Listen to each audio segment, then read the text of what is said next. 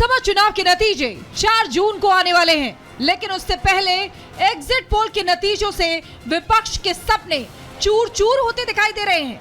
प्रधानमंत्री नरेंद्र मोदी के चेहरे पर चुनाव लड़ने वाला एनडीए गठबंधन लगातार तीसरी बार भारी बहुमत के साथ केंद्रीय सत्ता में आता दिखाई दे रहा है, तो वहीं विपक्ष के सारे दावों की हवा निकलती दिखाई दे रही है। इसी कड़ी में बीजेपी को लगातार तीसरी बार मिल रही जबरदस्त जीत का इशारा पाने के बाद पीएम मोदी ने इंडी गठबंधन पर जबरदस्त हमला बोला है। पीएम ने सोशल मीडिया एक्स पर एक के बाद एक सिलसिलेवार पोस्ट करते हुए लिखा है, अवसरवादी इंडी गठबंधन मतदाताओं के साथ तालमेल बैठाने में विफल रहा। वो जातिवादी, सांप्रदायिक और भ्रष्ट हैं। ये गठबंधन जिसका उद्देश्य मुट्ठी भर राजवंशों की रक्षा करना था, राष्ट्र के लिए भविष्य की दृष्टि प्रस्तुत करने में विफल रहा। अभियान के माध्यम से उन्होंने केवल एक चीज में अपनी विशेषज्ञता बढ़ाई, मोदी को कोसना। ऐसी प्रतिगामी राजनीति को जनता ने नकार दिया है। एग्जिट पोल के नतीजे आने से कुछ घंटे पहले तक पीएम कन्याकुमारी में अपनी ध्यान साधना में लीन थे। उस 45 घंटे के तप के दौरान विपक्ष ने पीएम पर ताबड़तोड़ निशाना साधा, लेकिन पीएम विपक्ष की तमाम छीटाकशी को नजरअंदाज करते रहे। वो शनिवार दोपहर 3 बजे ही मेडिटेशन से बाहर आ गए थे, मगर वो चुप रहे।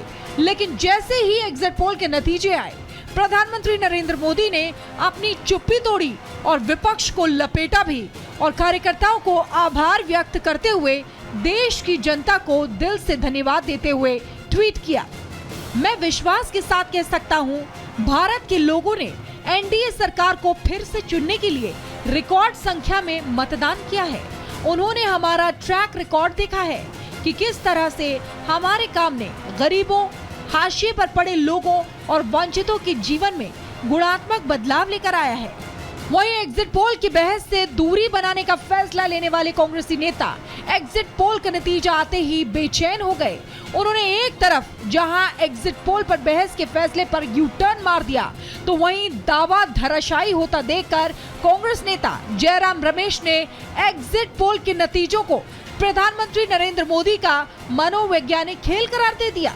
जिस व्यक्ति का 4 जून को जाना अभी तय हो गया है, उन्होंने ही ये सब साजिश रचाई है, ये एग्जिट पोल मैनेज किया है। और ये जो आंकड़े हैं और जो वास्तविक परिणाम आने वाले हैं 4 तारीख को, ये जमीन आसमान का फर्क होगा। ये सब एक मनोवैज्ञानिक खेल है हमारा हौसला कमजोर करने के लिए। हैरानी ये है कि एग्जिट पोल के नतीजों में बीजेपी साफ तौर पर बहुमत से आगे, बहुत आगे जाती दिखाई दे रही है, लेकिन इंडी गठबंधन के नेता सच्चाई स्वीकारने को तैयार नहीं दिख रहे। इंडी गठबंधन के नेता जहां एग्जिट पोल के नतीजे को सिरे से खारिज कर रहे हैं, तो वहीं बीजेपी इस ऐतिहासिक जीत को स्वाभाविक बता रही है।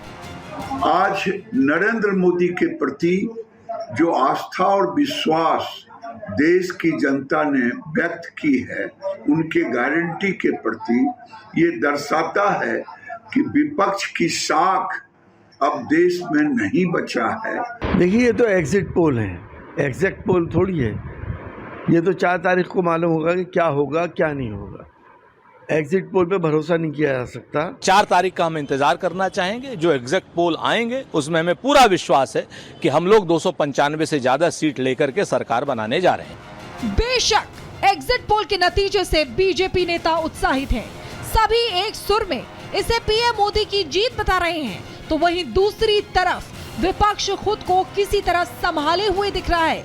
लेकिन इन सब के बीच सबसे हैरान करने वाला रुख आम आदमी पार्टी के नेता सोमनाथ भारती का सामने आया है, जिन्होंने जोश में आकर सोशल मीडिया एक्स पर एक अजीबोगरीब दावा ठोक दिया है, अगर श्री मोदी तीसरी बार पीएम बने तो मैं अपना सिर मुड़वा लूंगा।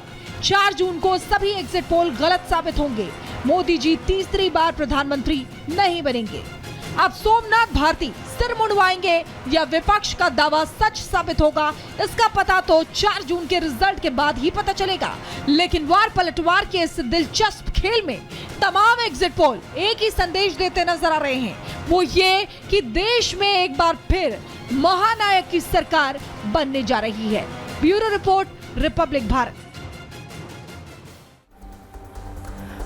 और आपको जहां एक तरफ राष्ट्रीय तस्वीर दिखा रहे हैं, वहीं अलग अलग राज्यों के एग्जिट पोल क्या तस्वीर दिखाते हैं उस पर भी नजर डाल रहे हैं। असम की जो तस्वीर है जो आपके सामने है, बीजेपी को 10 सीटें मैटराइज का पोल दे रहा है, यूपीपीएल को 1 सीट दे रहा है, 1 सीट जाती हुई दिख रही है। और वहीं कांग्रेस के खाते में 2 सीटें जा सकती हैं, कांग्रेस को असम में सिर्फ 2 सीटें, और बदरुद्दीन अजमल की पार्टी एआईयूडीएफ को वहां पर 1 सीट मिलती दिख रही है। तो ये असम की तस्वीरें हैं, और असम जहां पर हिमंत बिस्व शर्मा का नेतृत्व भी है, तो ये इस वोट के पीछे नरेंद्र मोदी की एक छवि और साथ ही हिमंत बिस्व शर्मा का जो एक प्रशासनिक अनुभव है वो भी काम आ रहा है, जो तस्वीर इस वक्त दिख रही है आपको असम की। तो ये तस्वीर असम की, जहां पर, और आपको इसी के साथ बताते हैं कि गुरसिमरन हमारे सहयोगी ने कविंदर गुप्ता से इन एग्जिट पोल के आंकड़ों पर बात की है।